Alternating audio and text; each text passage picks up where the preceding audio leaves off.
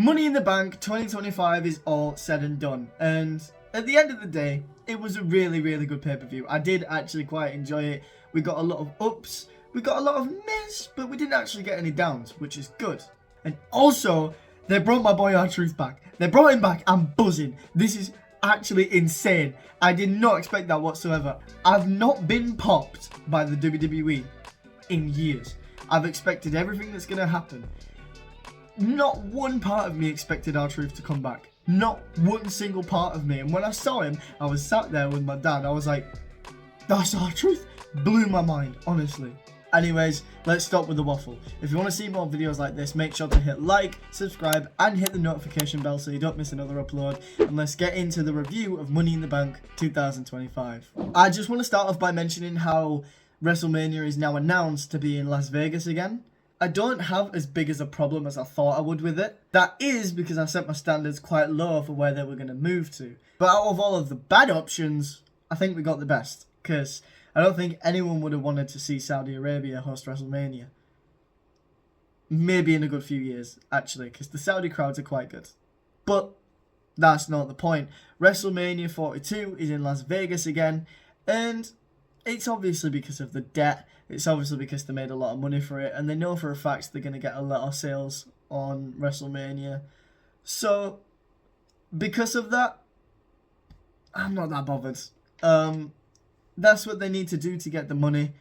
It's a business at the end of the day. If you're in debt, you've got to do what you got to do to make money. It's going to cause some trouble with the fans, but I'm excited. WrestleMania is going to be lit anyway. So that's just my thoughts on that.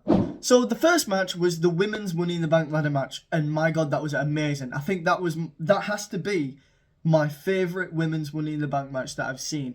And Naomi comes out on top. Naomi is Miss Money in the Bank, and that actually, I did not see that coming whatsoever. So there was a lot of surprises tonight. I expected someone like an Alexa Bliss, like a Rhea Ripley, and even a Stephanie Vaquer, but that's biased, because I really like Stephanie Vaquer. I feel like Naomi was a very silent option. Realistically, I should have seen it coming, because she's getting quite a good push as a heel. So, you know, as surprising as it was, I'm not unhappy. And the match itself had some really good spots. I don't remember the name of the move, but when Stephanie Vaquer was on the ladders, chef's kiss. But that's because she's got bare back, you know. Another great spot was the double code red onto the ladders. That was amazing. I think the ladder match gave the women in it a very good time to shine. Obviously, you had a lot of newer people coming into it, like Stephanie Vaquer, and you had Roxanne Perez in there, and it gave them a really good spotlight to the main roster audience. But all in all, great match, great spots, great winner. So, it's a very good match for me. The second match, Dominic Mysterio versus OCTAGON, I didn't actually know was happening. I didn't get the chance to watch Worlds Collide. So I didn't even know this match was set up until they announced it on the pay-per-view when I was actually watching Money in the Bank and the match came up. I had no idea this match was happening. So for the fact there was no build, there was no prior warning that the match was going to happen, it seemed just pretty thrown together to fill up the card. It was a really solid match. I'll hold my hands up. I haven't watched a lot of AAA, so I wasn't familiar with OCTAGON Jr. So seeing him in that match, I was really impressed. I'm obviously not familiar with AAA, so seeing that, I think that was a really good showcase for casual fans and for people like me who haven't really kept up on AAA. And I also think it was a really good showcase for Dominic. The match itself was really good, and Dominic's just proving that he's a really good in-ring worker. He's got the personality, he's got the in-ring character, and he's carrying that Intercontinental Championship very well. I can't wait to see Finn Balor versus Dominic Mysterio in the future. But all in all, taking into consideration there was no build, it was pretty thrown together, and it was just a match for the sake of having a match, I really enjoyed it. So the next match was Becky Lynch versus VALKYRIA for the Women's Intercontinental Championship. And as you would expect, really good match. It was actually one of the better matches that I've seen from the women in a long time. But Becky and Lyra have been cooking for a really, really long time. Their entire feud has been really interesting. I've been keeping up to date with it, and I've been invested from start to finish. And Becky winning was not a surprise, but it was definitely a shock. I did expect Becky to go over because you'd want to put the mid-card championship on someone with high caliber because that would make it look more important, and I think that's exactly what it's done. Becky Lynch being so crazy over the Women's Intercontinental Championship has made it feel a lot more important, just the same way as Julia wanting the Women's United States Championship. Seeing someone not relegate, but someone have the same passion for the mid-card championship as they do for the World Championship, it gives it a lot of weight.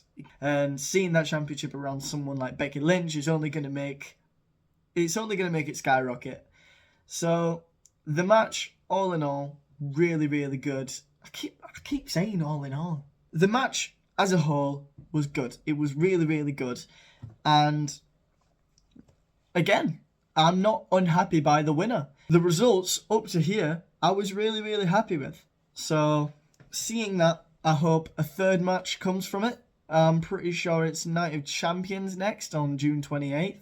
So hopefully Becky versus Lyra round 3. And I think Lyra might get the championship back. If not, Lyra loses, Becky retains. Either way, it's a win-win. So, yeah. Now, the men's Money in the Bank match. You had one job. You had one job. The match itself, I loved it. Some of the spots, I mean, there were a few scary spots. Like, it kind of looked like when LA Knight gave Chad Gable the back suplex off the ladder, he smacked his head off the one that was on the floor. That could have just been me, though. I don't know. But there was a lot of really, really good spots. Solo Sikoa was absolutely entertaining. I'm really loving Solo Sikoa at the moment. And I did expect Bronson Reed and Bron Breakker to come in, and I also expected Jacob Fatu and JC Mateo to come in. But what I didn't expect was them to pull the trigger on Jacob Fatu tonight. I say tonight. I didn't expect them to pull the trigger on Jacob Fatu so soon. I mean, it's not so soon, but I thought they would have saved it for SummerSlam. I thought they would have saved it for something like a bigger event with more eyes on it. But then again, Money in the Bank does have a lot of eyes on it. It is one of the bigger pay-per-views of the year. It feels like, because we knew Solo wasn't going to win, it felt like, this is probably just me, but it felt like it didn't cost him a lot. Let's say if Solo got a shock chance at a championship, like the United States Championship, and he cost him that, then maybe. But I don't know. It just feels like it didn't cost him a lot. That isn't a worry, though. That's not something I'm worried about. It's just an observation that I have. But they teased us, man. They teased us. Right at the end, they had LA Knight climbing up the ladder, and he still lost. You know, LA Knight, people can say that his hype's dead, but he really should have gone over in that match. Everyone and their mums was wanting LA Knight to win that match. And yes, Seth Rollins is a sensible option. You know, looking at the cards, you would assume Seth Rollins would win. But he doesn't need it like LA Knight does. Hold on, let me readjust because I'm passionate about this. The Money in the Bank briefcase is to propel people in the mid-card who can't get to the main event on their own to the main event. It's basically a free ticket to the main event and to a world championship. And that's not to say that LA Knight can't get into the main event. It's to say that they've booked himself into a hole where LA Knight doesn't fit in the main event. So, realistically, because they've already set it up when LA Knight and John Cena had that little, you know, going on. It was there. LA Knight could have easily cashed in on John Cena, and there you are passing the torch. Seth Rollins, however, he doesn't need the Money in the Bank to get put back into the world title picture. He could have done that on his own. He could have said, hey, I'm Seth freaking Rollins. I'm Seth Freaky Rollins. Give me the world championship. All it takes is for Jey Uso and Gunther. Jey Uso wins. His boys run in and they gangbang him. Whoa. Pause. They jump him. Then he's already in the world title picture. But LA Knight is now stuck in the lower mid-card when he should be main event status already. And now, I'm sad to say it, but I feel like his hype's going to die down because you can't keep pushing this idea that LA Knight is going to make it to the top and then cut it down from underneath us. The other people in that match, like Andrade, like Penta, they didn't need it as much as LA Knight did because Penta can very easily put himself into the world title picture, but he's more concerned with the Intercontinental Championship. Andrade, unfortunately, as good as he is stuck in the mid-card. He's always going to be mid-card. He'll have the odd world championship shot, but he's always going to be mid-card. El Grande Americano, boo! Boo! He didn't even need to be in the match. Free up my man, Karrion Kross. But LA Knight should have won that by far. He should have taken advantage of the whole bloodline thing. Seth Rollins should have been taken out by the bloodline. So Solo Sikoa's been taken out by Jacob Fatu, and it's right there for him. Everyone else was out. LA Knight should have just got up and grabbed it. But no, they had to put it on Seth Rollins, and it seems as though Triple H doesn't know how to book Money in the Bank. But it makes sense, because he's already come out and said that he doesn't like it. And, you know, last year we had Drew McIntyre, a main eventer who didn't need the Money in the Bank, and it was used to cost CM Punk something, I'm pretty sure. No, it was to cost Damian Priest. I'm wrong. But we don't need it. It's not something that needs to happen. So, back to back, the men's Money in the Bank. But just because of the result, I won't say that it was a trash match. It was a really, really good match. I was invested. I was really on the edge of my seat with it. But should have gone to LA Knight, man. And then there's the main event. There's John Cena and Logan Paul versus Cody Rhodes and Jey Uso. And I must say, looking at the card, I wasn't very invested in the match to start with, but as the match went on, I did get invested. I did think it was a good match. For the match that it was, and the circumstance that it was pretty solid. It was just to get Cody's win back over John Cena, and it planted the seeds for John Cena versus Logan Paul in the future. So, storyline-wise, and helping out the storyline, it was good. It was nothing to shout about, but it was good. It wasn't a rubbish match. But the best part of the match, R-Truth comes out of nowhere. I thought it was gone. Everyone thought it was gone. The only thing that ruined that was Michael Cole's commentary. But R-Truth is back. Actually, Ron Killings is back. So that took me by surprise. And it's very, very heartwarming to see someone like R-Truth get a reception like that for his return. For the past week, we've been hearing, we want truth, we want truth, we want truth. But a very, very good way to close the show. Ron Killings coming out, hitting Cena with the championship. And it looks like he's going to get something serious from this. And that's going to be really nice to see. Something really different for R-Truth. And it looks like, I'm pretty sure reports have come out that this is his final run. So I would love to see something really interesting happening with R-Truth.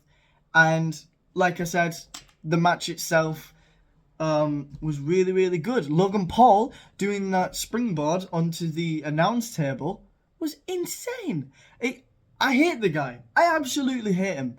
But you've got to admit, he can wrestle. And he gets good heat as well. So there's no secret as to why he's getting booked in such a position as he is. He's good at getting heat as well. Because he's really dislikable. And that is because a YouTuber, because that's what he is, a YouTuber. Yeah, he's done boxing, yeah, he's done this. But he's a YouTuber at the end of the day. He got famous for YouTube, he came in and he took spots. But he's just grown to it like a fish in water. You know, I do like his stuff. In ring, I do like him. I just don't like him outside of the ring. That's the only thing that ruins it for me.